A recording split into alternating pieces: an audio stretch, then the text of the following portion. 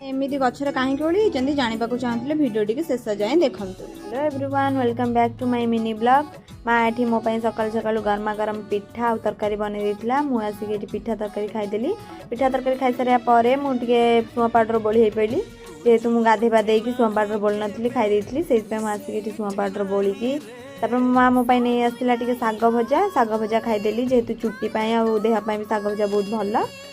तापर आम समस्त मिसिकी बानर दल चलू टे जामुकोली आने देखो ये आम समस्त मिसिकी जामुकोली तोलुलु केते कुनी कुनी होती कि बहुत मीठा लगुच। मु दीटा खंड आगे तोलिकी खाईदेकी पलि आसली।